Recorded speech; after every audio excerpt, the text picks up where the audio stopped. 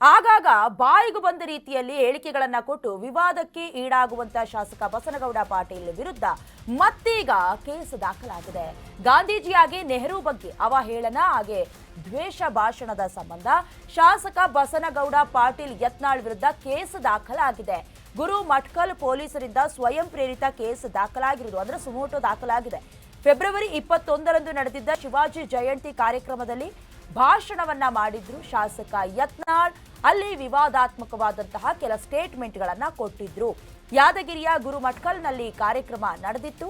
ಆ ಸಂದರ್ಭದಲ್ಲಿ ಗಾಂಧೀಜಿಯಾಗೆ ನೆಹರು ಅವರ ಬಗ್ಗೆ ಬಾಯಿಗೆ ಬಂದ ರೀತಿಯಲ್ಲಿ ಹೇಳಿಕೆಯನ್ನ ಕೊಡ್ತಿದ್ರು. ಸ್ವಲ್ಪ ದಿನ ಸೈಲೆಂಟ್ ಆಗಿದ್ರು. ಯಾವಾಗ ಬಿಜೆಪಿಯಿಂದ ಉಚ್ಚಾಟನೆಯಾದ ನಂತರದಲ್ಲಿ ಒಂದು ಸ್ವಲ್ಪ ಕಂಟ್ರೋಲ್ಗೆ ಬರ್ತಾ ಇದ್ದಾರೆ, ಮತ್ತೆ ಪಕ್ಷಕ್ಕೆ ಸೇರುವಂತಹ ಕೆಲ ಲೆಕ್ಕಾಚಾರ ಇರಬಹುದು ಅನ್ನೋದು ಕೂಡ ರಾಜಕೀಯ ವಲಯದಲ್ಲಿ ಚರ್ಚೆ ಆಗ್ತಿತ್ತು. ಬಟ್ ಹುಟ್ಟುಗುಣ ಸುಟ್ಟರು ಹೋಗೋದಿಲ್ಲ, ನಾವು ಮಾಡೋದೇ ಹೀಗೆ, ವಿವಾದಾತ್ಮಕ ಹೇಳಿಕೆಗಳನ್ನ ಕೊಡ್ತೀನಿ ಅನ್ನುವಂಥ ರೀತಿಯಲ್ಲೋ ಏನೋ, ಬಟ್ ಪದೇ ಪದೇ ವಿವಾದಾತ್ಮಕ ಹೇಳಿಕೆಯನ್ನ ಕೊಡ್ತಾ ಇದ್ದಾರೆ.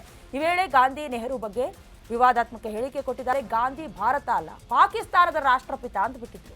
ನೆಹರು ಬಗ್ಗೆ ಅವಹೇಳನಕಾರಿಯಾಗಿಯೂ ಕೂಡ ಶಾಸಕರು ಮಾತನಾಡಿದ್ರು. ಈ ಕಾರಣಕ್ಕೆ ಯತ್ನಾಳ್ ವಿರುದ್ಧ ಕೇಸ್ ದಾಖಲು ಮಾಡಿದ್ದಾರೆ ಖಾಕಿ ಪಡೆ.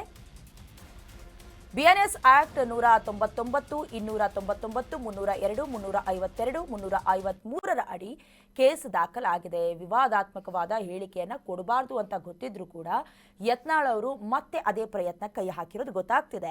ಅಂದ್ರೆ ಭಾಷಣ ಮಾಡ್ತಿದ್ದ ಸಂದರ್ಭದಲ್ಲಿ ಮಹಾತ್ಮ ಗಾಂಧೀಜಿಯವರು ಭಾರತದವರಲ್ಲ ಪಾಕಿಸ್ತಾನದ ರಾಷ್ಟ್ರಪಿತ ಅಂದ್ಬಿಟ್ಟಿದ್ರು.